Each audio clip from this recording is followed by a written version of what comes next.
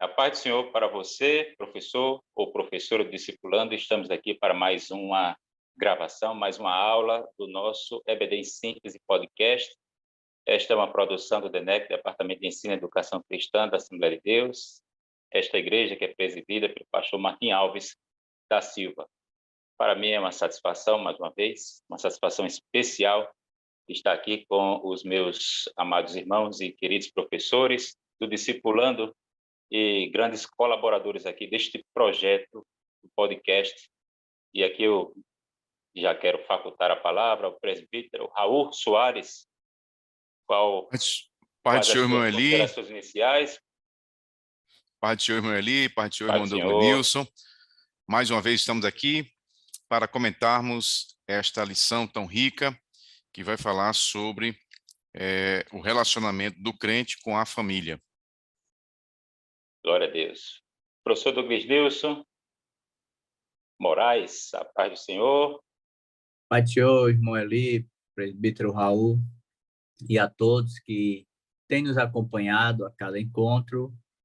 Hoje, a temática que vamos estar aqui nesse podcast tratando é uma temática por demais relevante e em dias que a família é grandemente afrontada, o novo convertido, ele precisa conhecer a fundamentação bíblica para a preservação desse projeto divino.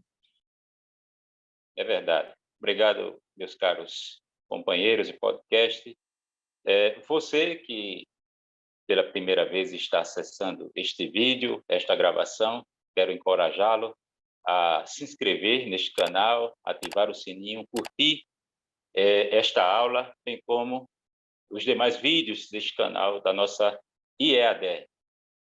Meus caros professores do Discipulando, você que já certamente deve estar por dentro, inteirado, nós temos começado mais um ciclo, estamos especificamente no terceiro ciclo do Discipulando, e cuja temática é vivenciando ou vivendo as verdades cristãs, as verdades bíblicas. E como temos falado em aulas anteriores, de acordo com o ensinamento do apóstolo Pedro na segunda carta, no capítulo 1, versículo 3, tudo que diz respeito à vida e à piedade nos foi dado por seu divino poder, né, em Jesus Cristo. E o apóstolo Paulo, na primeira carta ao Timóteo, quando ele comenta a inspiração divina das Escrituras, ele também acrescenta que é pelas Escrituras que podemos nos tornar sábios para a salvação. Então, o que eu quero dizer com tudo isso?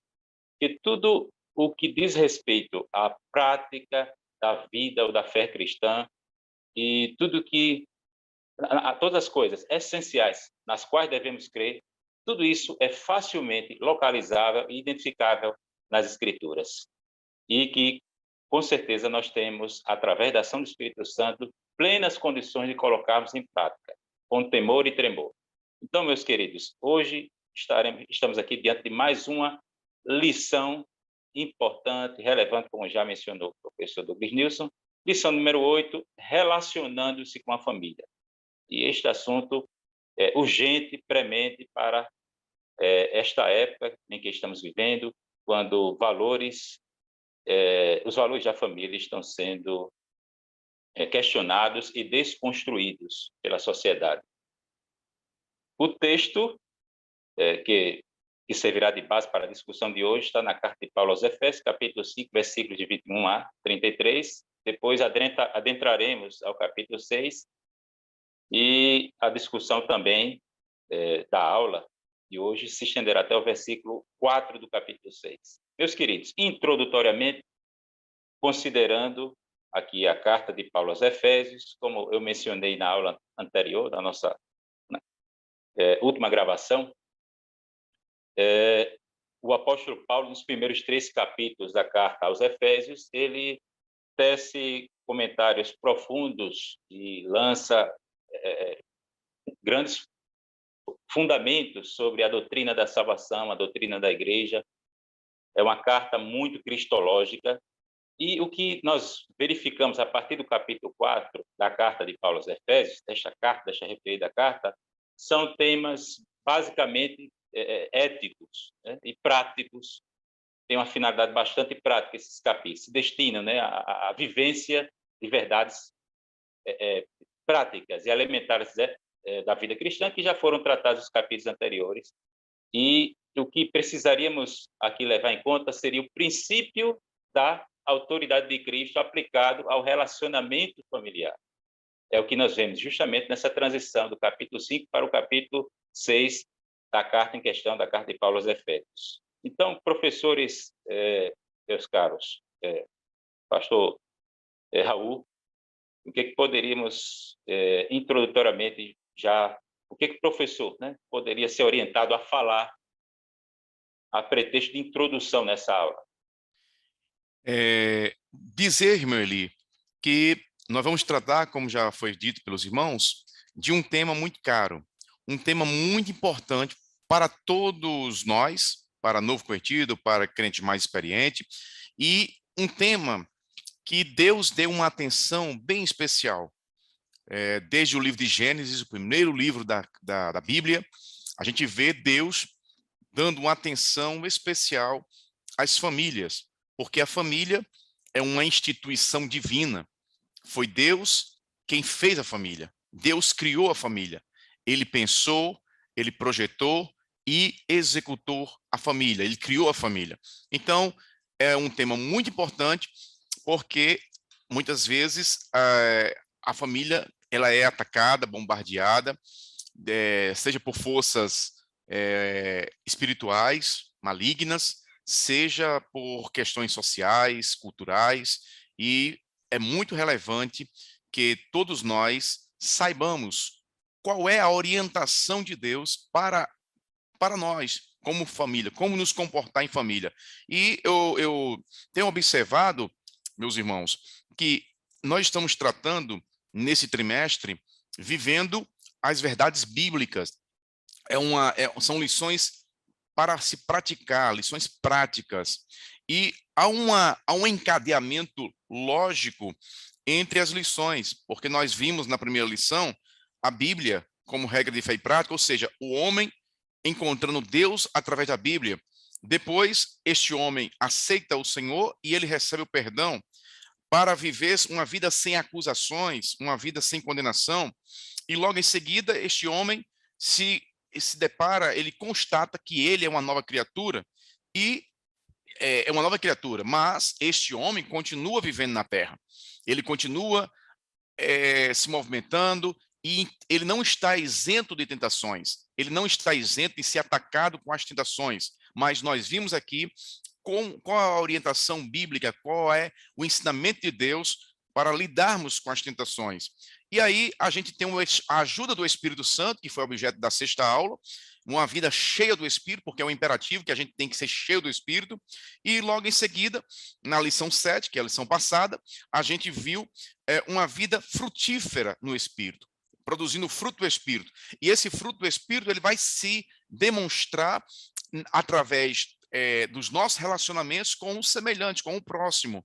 E, entre tudo, né, sobretudo, com a família, com os membros da família, que é onde tudo começa, porque a família é a célula principal, a célula primária da sociedade. Então, veja que as lições ela têm um encadeamento lógico, e isso acontece simultaneamente, porque à medida que a pessoa recebe o perdão de Deus, ela passa a ser uma nova criatura, ela passa a conviver com tentações, ela passa a ser cheia do Espírito Santo, e ela passa a se relacionar de acordo com a vontade de Deus com todas as pessoas, com o seu próximo, inclusive com os membros de sua família, e é isso que nós estamos tratando aqui nessa lição.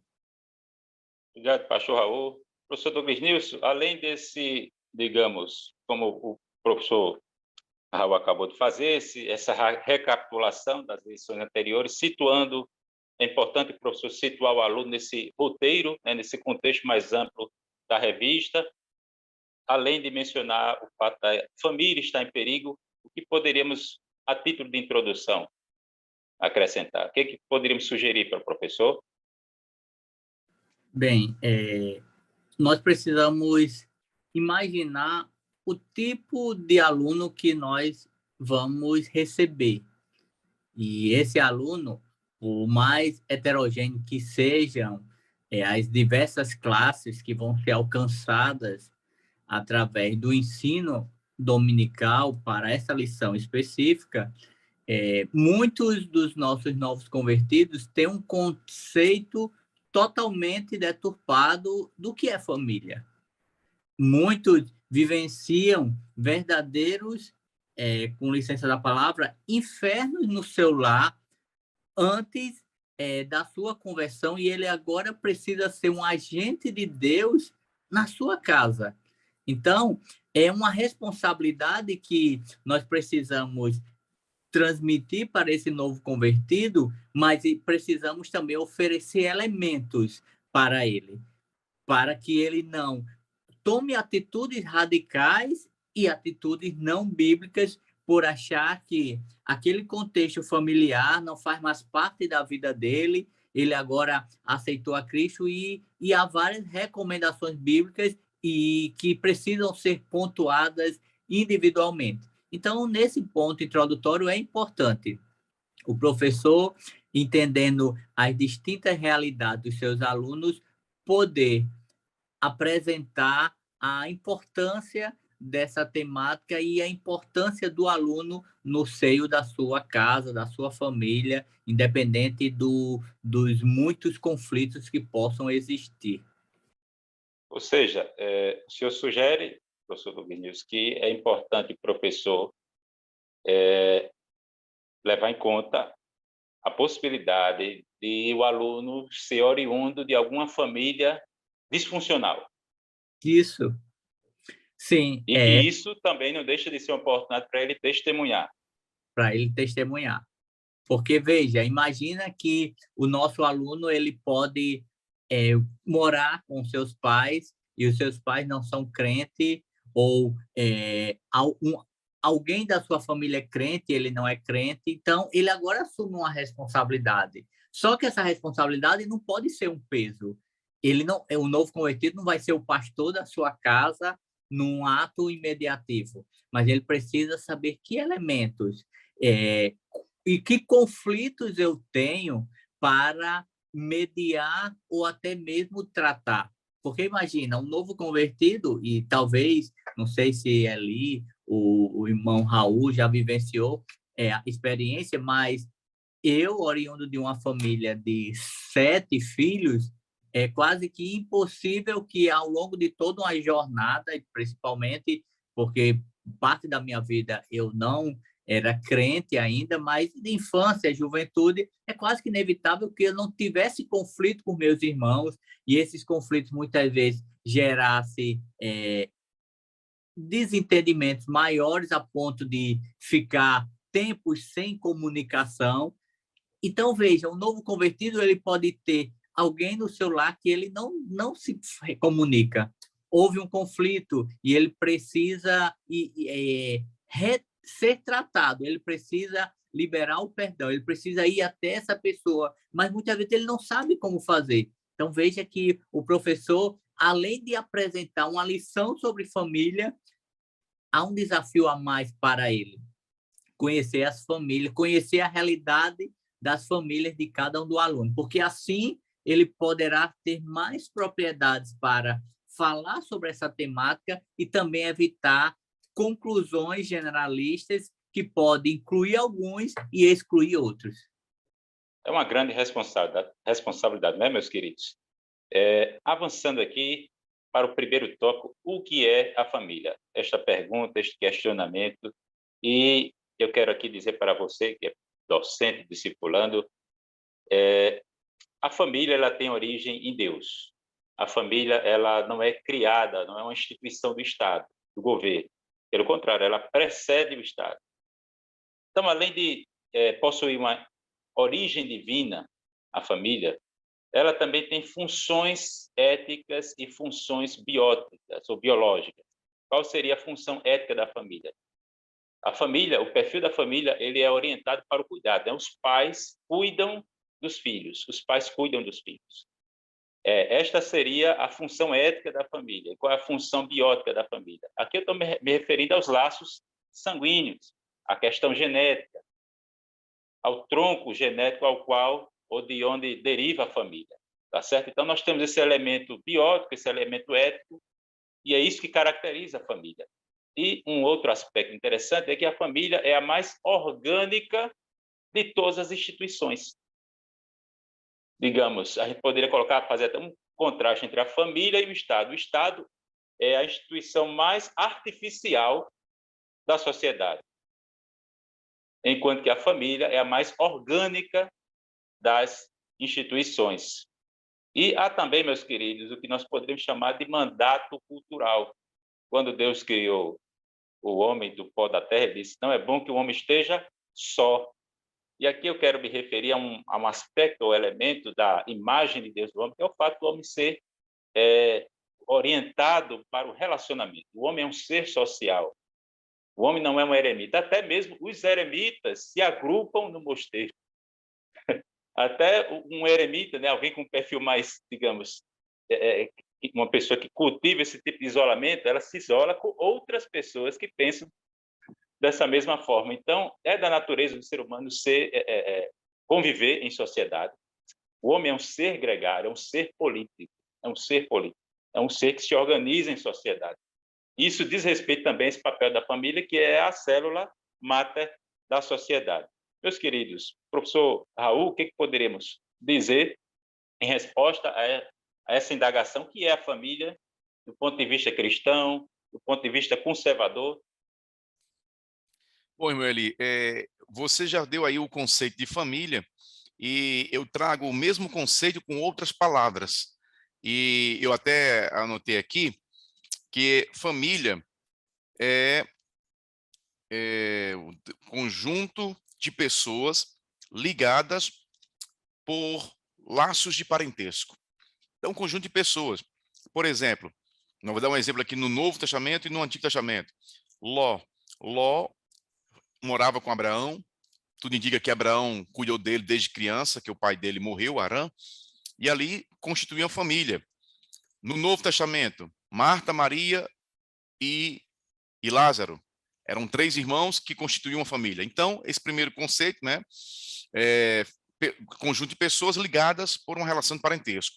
E o outro conceito é união entre um homem e uma mulher formada pelo vínculo matrimonial, essa união formada por esse vínculo, possibilitando a geração de filhos. Então, esses são os conceitos que dão conta dessa instituição chamada família. Macho e fêmea e a sua prole. Exatamente. Esse foi o projeto de Deus quando fez o homem. O Deus olhou para o homem, viu o homem viu o homem triste. Para cada animal tinha um par ali, né? Mas para o homem não havia quem estivesse ao seu lado. Então Deus disse: não é bom que o homem esteja só. E ele estava se referindo à criação de uma família. O homem sozinho não é família. Família compreende um conjunto de pessoas, no mínimo 2 pessoas. E aí Deus resolveu formar para Adão a sua esposa. Deus fez a mulher da costela de Adão e Deus celebrou um casamento. Foi Deus que fez isso e juntou aquele casal e abençoou o casal para que eles frutificassem. Está lá em Gênesis capítulo 1, versículo 8, frutificassem, multiplicassem, enchesse a terra e dominasse sobre toda a natureza. Então, foi o projeto de Deus. E Deus diz: frutifiquem, multipliquem-se. Ou seja, a frutificação é gênero, do qual a multiplicação, a geração de filhos, é uma espécie, porque frutificar vai muito mais além do que simplesmente gerar filhos. Obrigado, pastor Raul. Professor Douglas Nilson, o pastor Raul acrescentou a questão do casamento. Sabemos que casamento é aliança, casamento é pacto, e também deu ênfase ao mandato cultural, ou à comissão cultural, através também da questão da frutificação, da proliferação, do povoamento, e foi esse o propósito, sempre foi esse o propósito de Deus para o homem. O que poderíamos, nesta ainda nesse primeiro tópico? Como poderíamos fechar esse primeiro tópico, além desses aspectos definicionais de família? Está faltando algum elemento aí na sua visão?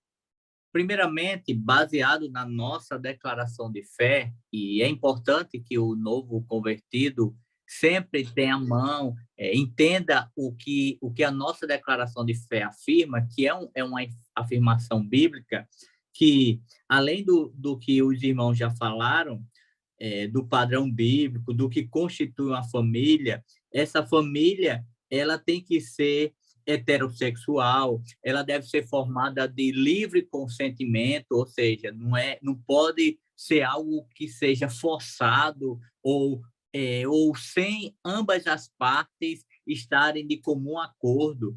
E nesse aspecto também rejeitamos qualquer configuração que se diz família, ainda que a sociedade afirme, mas que vai de encontro a esta união de macho e fêmea. Então, qualquer outra configuração não está amparado biblicamente.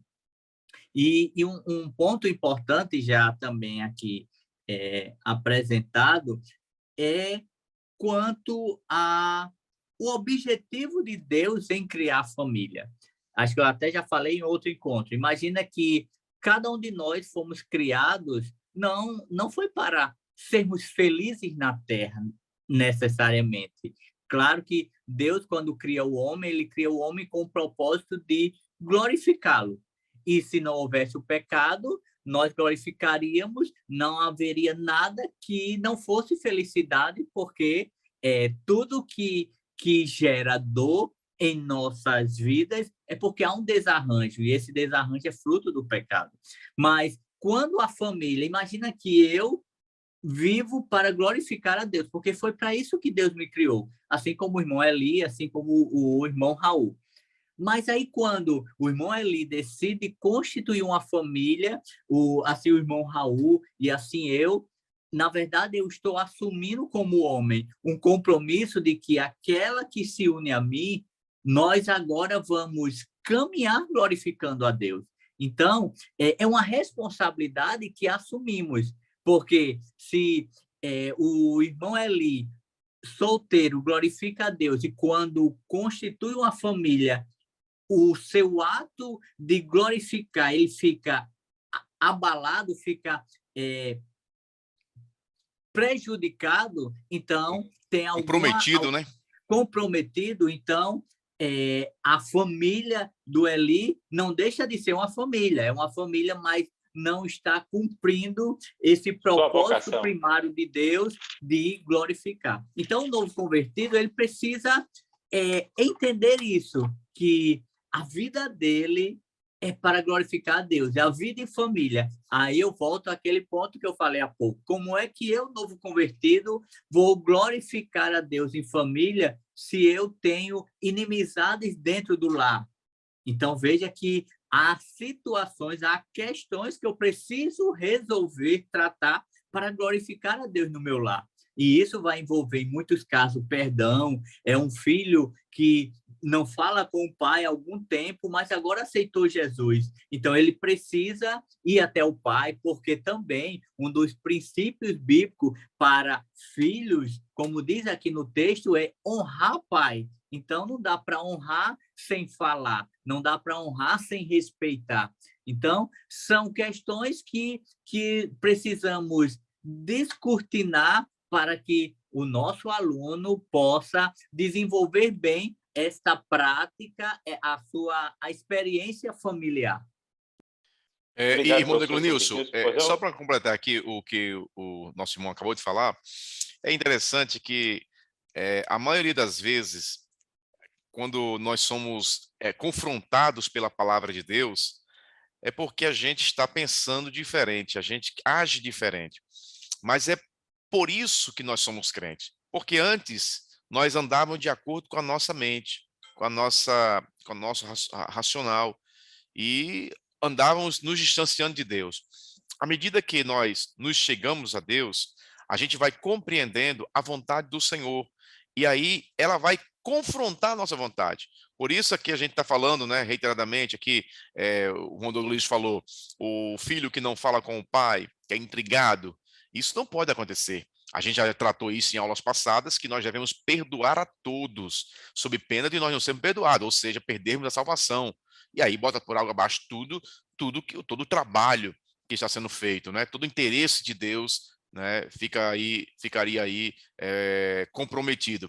Então, nós somos confrontados pela palavra de Deus e é isso mesmo, evangelho é isso. Evangelho não é andar de acordo com o que eu quero.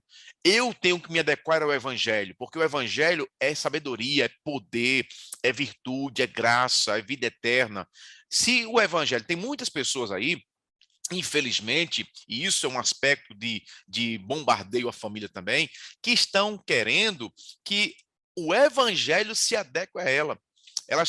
Tem pessoas que estão querendo andar de acordo com os seus desejos e estão buscando referencial em um canto ou no outro para dar amparo ao seu comportamento. E ainda quer dizer que estão certas, que dão de acordo com a palavra de Deus, mas não é assim.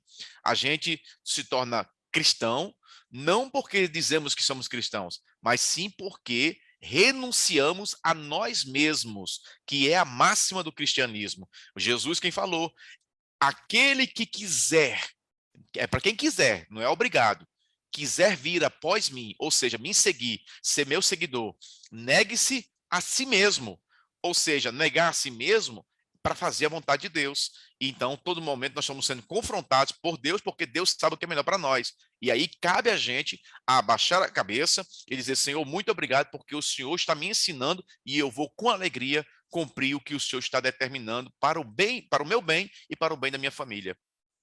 Obrigado, pastor Raul. É importante, professor o professor discipulando, defender, né, o sola escritura, ou seja, a Bíblia é nossa regra de fé e prática, e temos essa enorme responsabilidade diante dos recém-conversos, né, de que eles precisam identificar o evangelho em nós e que não adotemos esse modismo de espiritualidade contemporânea, que é essa inversão de conceitos, que querem fazer com que Jesus se adeque a elas, ao invés de elas se adequarem à verdade do evangelho ou a Cristo. Meus queridos, segundo tópico, vamos aqui, correndo um pouco, né, com a nossa reflexão, o relacionamento conjugal, o relacionamento entre os cônjuges, inicialmente tratando aqui do papel da esposa, capítulo 5 da carta de Paulo aos Efésios, versículos de 21 a 24, nós temos o dever da submissão e da submissão mútua, né? Observe que antes de Paulo tratar da submissão da esposa em relação ao marido, ele menciona antes que deveríamos nos sujeitar uns aos outros no temor do Senhor, né? Então, existe uma submissão mútua, uma sujeição mútua. Depois, Paulo passa a tratar da submissão da esposa em relação ao marido. E que a esposa também deve submissão a Cristo, e não a qualquer gesto ou atitude arbitrária por parte do marido. Não é qualquer coisa que a esposa deveria, digamos, prestar obediência ou submissão ao marido. Mas essa submissão deve ser no Senhor, como as Escrituras explicam, né? E é importante aqui nós acrescentarmos que é no cristianismo que nós temos um resgate da feminilidade. Isso não acontece no paganismo, nem acontece em outras religiões. Por exemplo, a mulher, o papel da mulher, é muito bem descrito e é louvado nas Escrituras. Por exemplo, a igreja é uma figura feminina.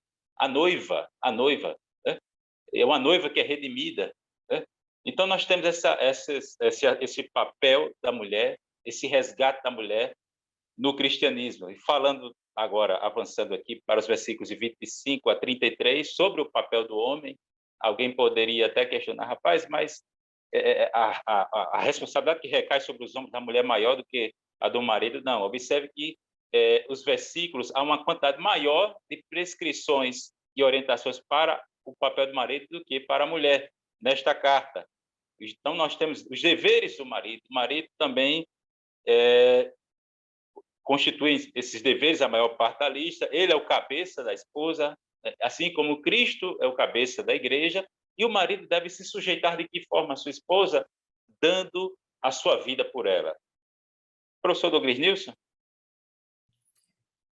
Dentro desse texto, o interessante é que os papéis eles estão bem definidos. A questão é que, muitas vezes, como o pastor Raul falou há pouco, nós queremos trazer os nossos próprios conceitos ou adequar as nossas realidades. Mas veja, esses papéis que se estão definidos na Bíblia não são papéis que diminuem um ou evidencia outro.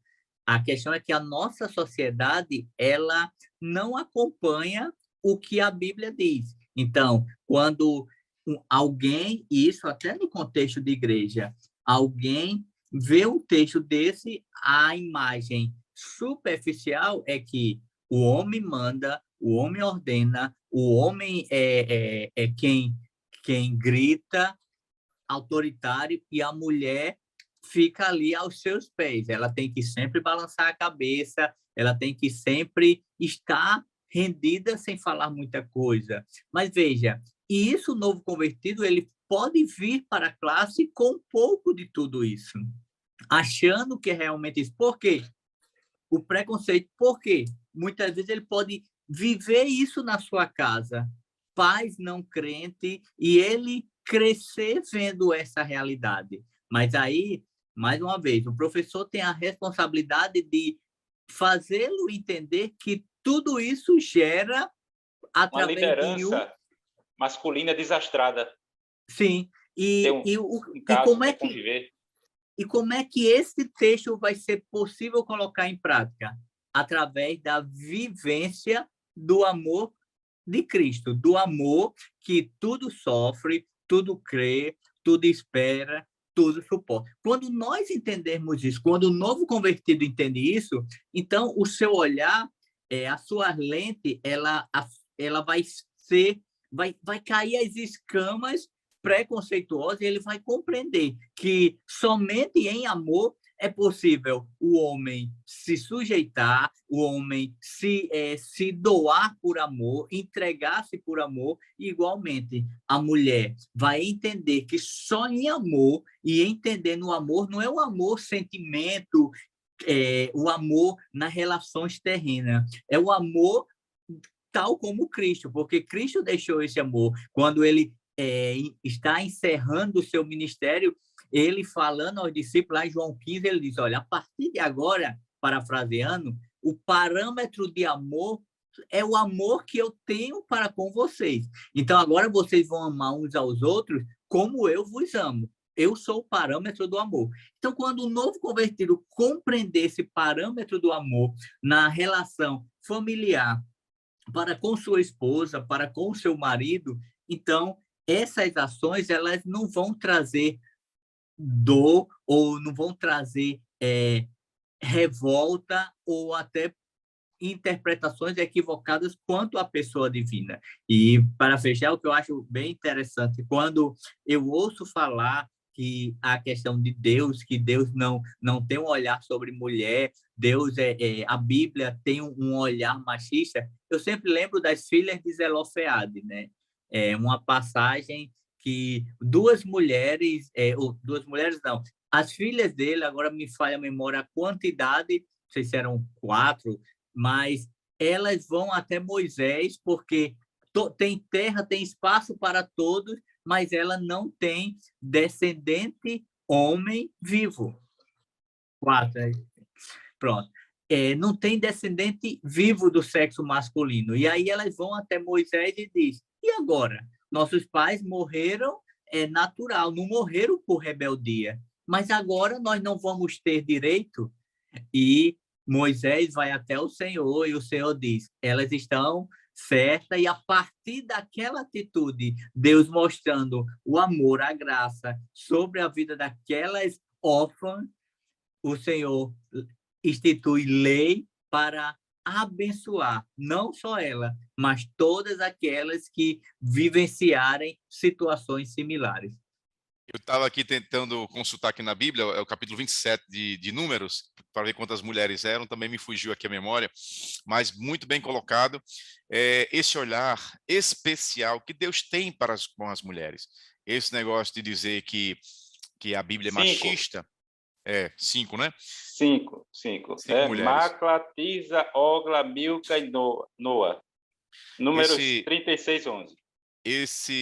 esse argumento, essa afirmação de dizer que Deus é machista, não tem fundamento, é quem desconhece a palavra de Deus. E voltando aqui à questão do relacionamento esposa, esposo, marido, mulher, a Bíblia ela é fantástica. A Bíblia, eu tenho o costume de dizer que a Bíblia é o manual da família, é o manual de práticas para a família, é o estatuto da família, de acordo com a vontade de Deus. E ela tem recomendações, orientações para todos os membros da família. E a relação homem-mulher é uma relação dinâmica, é uma via de mão dupla. E se nós formos observar aqui o texto, porque o texto ele causa espanto, uma leitura apressada, uma leitura até mal interpretada, e às vezes até com um pouco de dolo mesmo, querendo achicalhar a Bíblia, esses movimentos que existem por aí, detratando esse relacionamento de marido e mulher, pode de repente alguém dizer assim, tá mandando aqui a mulher se sujeitar ao marido. Como é que pode? Isso é ultrapassado, isso é antiquado. Mas não é. Não é. Se nós formos observar, existe aqui, como já falou aqui o professor Douglas News, mandamentos para o homem e para a mulher. Aí começa com a mulher, né? Vós, mulheres, sede submisso a vossos maridos. Né? Aí isso choca, a princípio.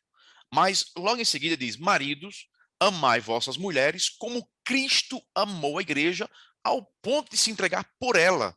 Ou seja, o peso da responsabilidade é maior sobre o marido, porque ele tem o dever, a obrigação, porque aqui é um imperativo, é uma ordem, ame a sua mulher. E amar é cuidar, é respeitar, é tratar bem, acima de tudo, ter responsabilidade com a mulher. Então, e ele diz, ame ao ponto de entregar a sua vida por ela. Veja, é uma responsabilidade muito maior, porque e para a mulher ele diz, mulher, seja submissa ao marido como ao Senhor, como a igreja é submissa ao Senhor. Eu pergunto, eu gosto de fazer essa pergunta para quem estiver me escutando.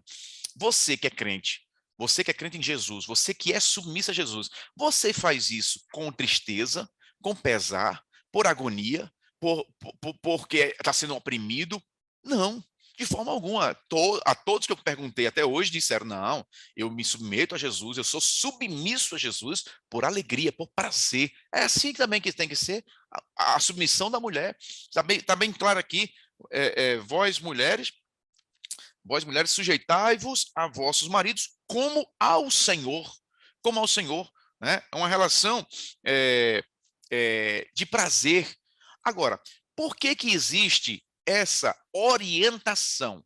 Ora, se tem a orientação que a mulher tem que sujeitar ao seu marido e o marido deve amar a mulher, já tem confusão, mesmo com a orientação. Imagine se não tivesse a orientação bíblica, tanto no Novo Testamento como no Antigo Testamento.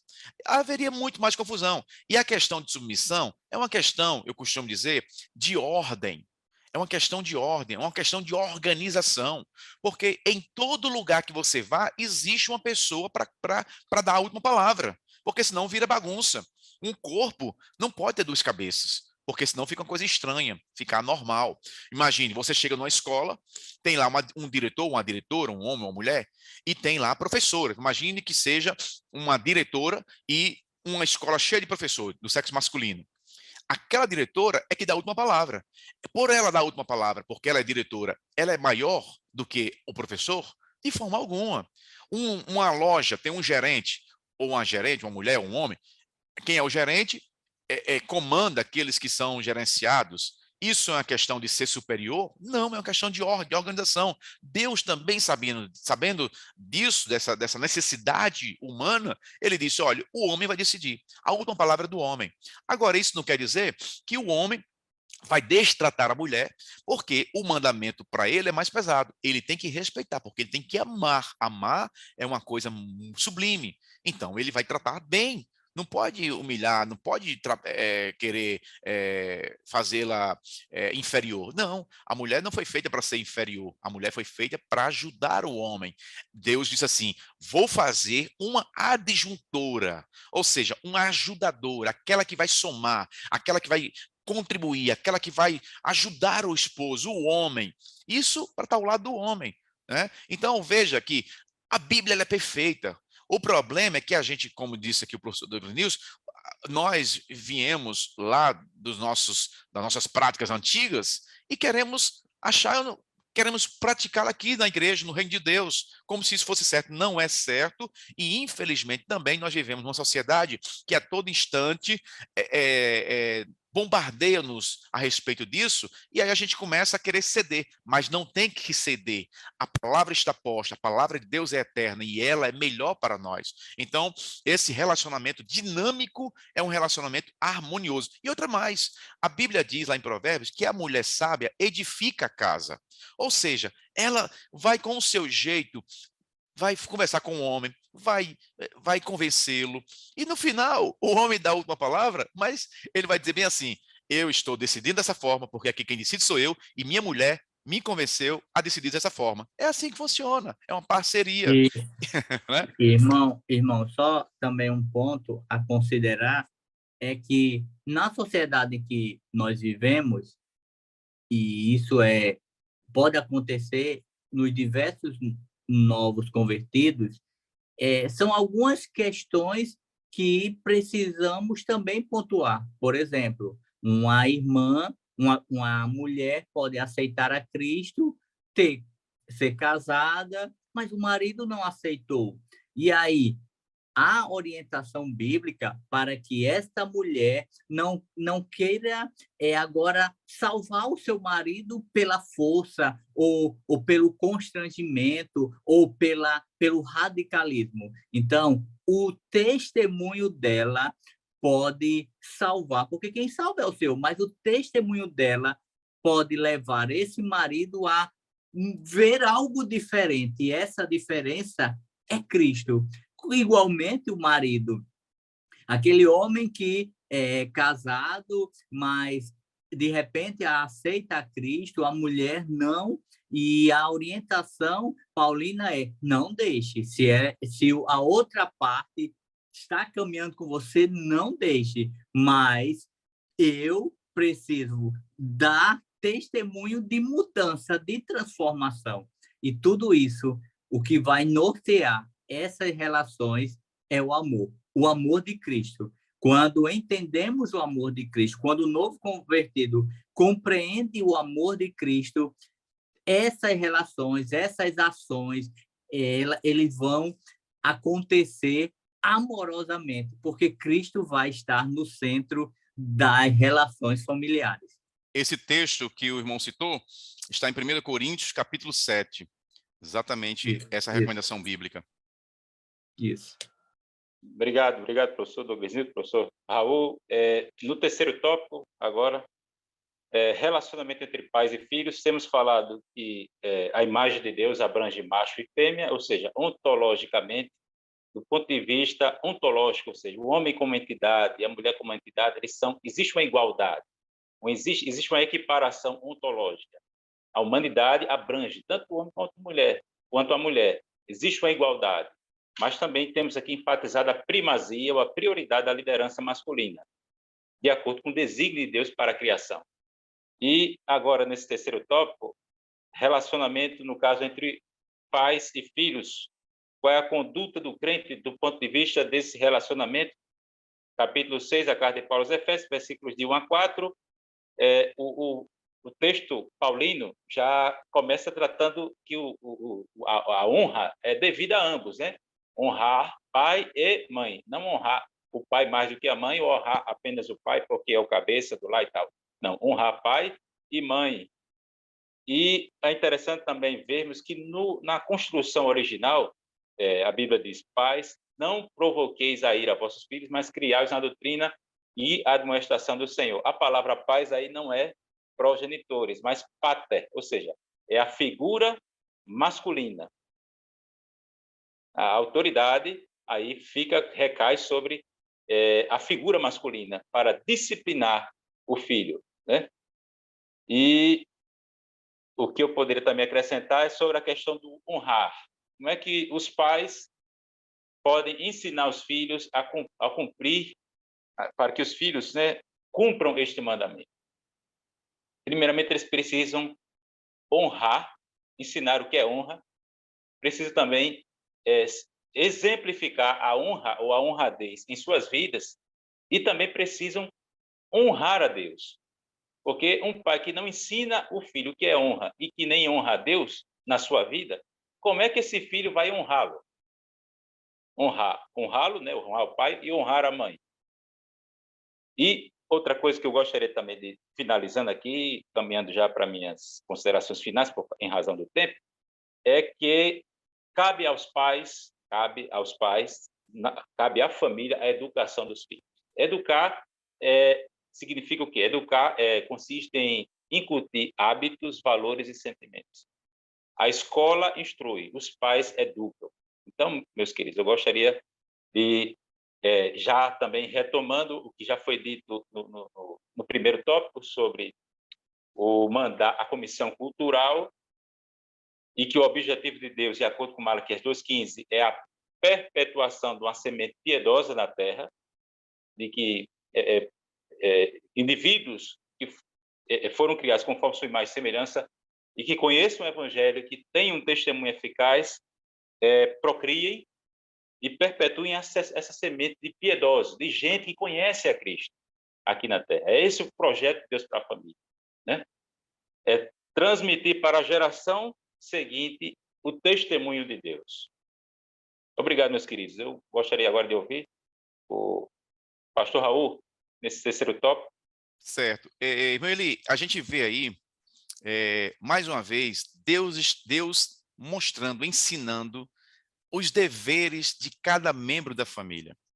Existe um dever do pai, existe o dever da mãe para com o pai, do pai para com a mãe, e agora vem pais, como você bem colocou, pai e mãe, para com os filhos, e responsabilidade dos filhos para com os pais.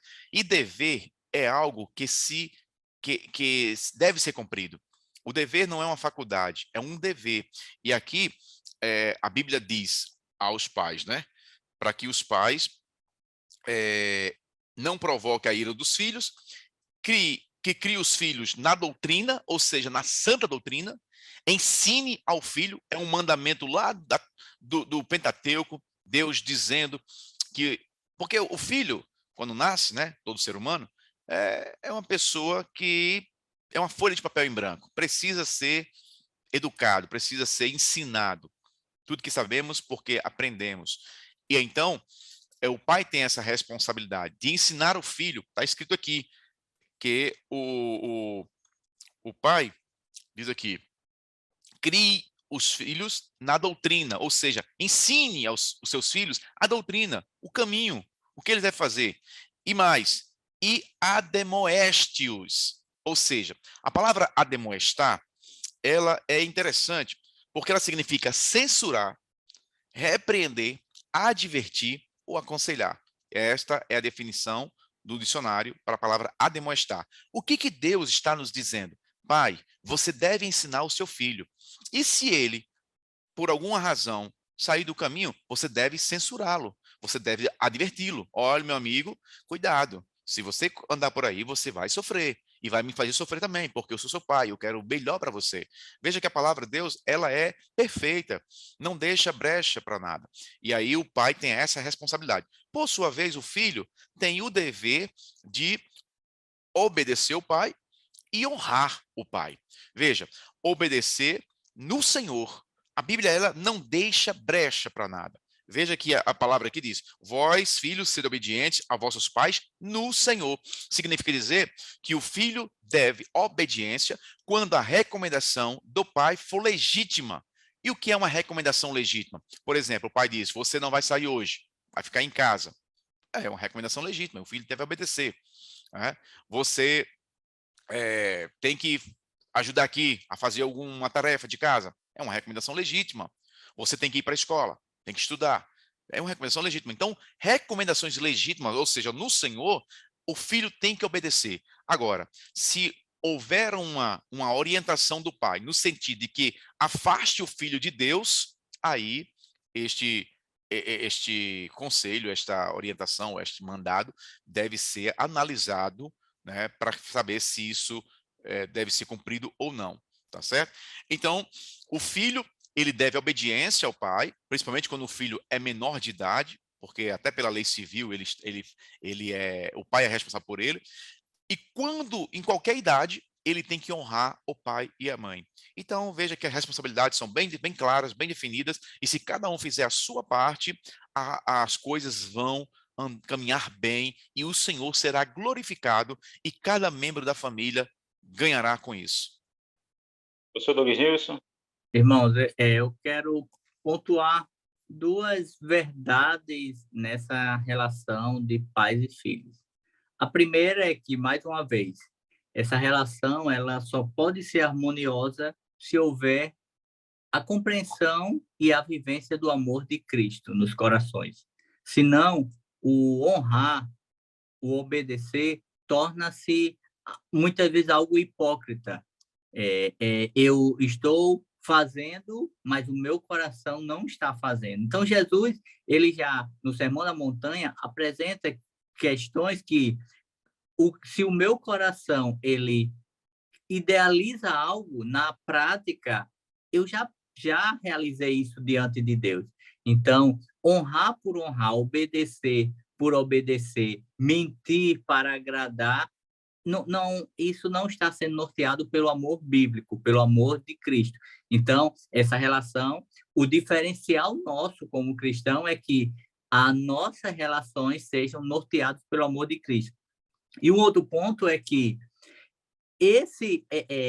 o diferencial, igualmente, da educação cristã, ela tem que ser Cristo, tem que ser as Escrituras, porque muitas vezes um pai crente, uma mãe crente, eles podem educar seu filho e idealizar muitos valores, ele ser uma pessoa educada, uma pessoa respeitadora, mas o seu coração não está inundado de Cristo. O seu coração pensa que ele, quando crescer, ele vai ser tal, vai desenvolver tal profissão e vai ser bem-sucedido e vai ser uma pessoa que vai construir uma família, vai ter tantos filhos, mas se o seu coração não estiver inundado de Cristo, essa educação tem fragilidades. E aí eu lembro de um livro, um livreto do puritano Richard Baxter, falando acerca da família, e uma coisa que eu acho interessante ele falando lá, quando ele se refere aos filhos, é que ele diz o seguinte,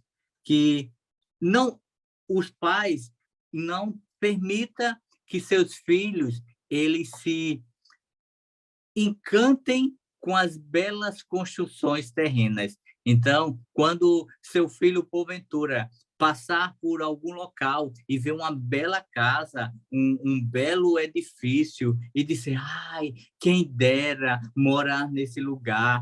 As pessoas que moram nesse lugar devem ser muito felizes. Então, o pai, inundando o coração desse filho da verdade bíblica, precisa dizer, meu filho, há uma mansão, há uma morada que em nada se compara a qualquer construção da terra. E essa mansão, essa morada está reservada para mim, para você. Então, a nossa educação, a nossa caminhada na educação de filhos, ela precisa ser norteada pelas palavras. E aí vem uma responsabilidade que não é só para pai, mas é para pai e para mãe, que é o conhecer, a buscar a vida com Cristo, a conhecer a palavra, porque aí eu vou ser um exemplo no meu lar, um reflexo, e isso vai criar imitadores desse reflexo no contexto familiar. Então, eu creio que esses dois pontos sintetizam essa relação pais e filhos. Obrigado, professor Douglas, obrigado, presbítero Raul. Está aí, professor, discipulando, você que é professor, você que é professora, e venhamos a preservar o modelo bíblico da família e que preservemos também a autoridade de Cristo no lar, no relacionamento dentro da família. A Deus a nossa gratidão por mais uma aula, por mais uma gravação, ao nosso pastor Reinaldo, Odilo, diretor do TENEC, e ao nosso pastor Martim, por esta deferência tão especial e por esta confiança. A você, professor discipulando, nossa palavra aqui de despedida, né? Ore por nós, comente, acompanhe as nossas gravações com comentários, curtindo e replicando o nosso vídeo. A paz do Senhor e até um próximo encontro. A paz do Senhor, meus caros. Até a próxima. Até a próxima.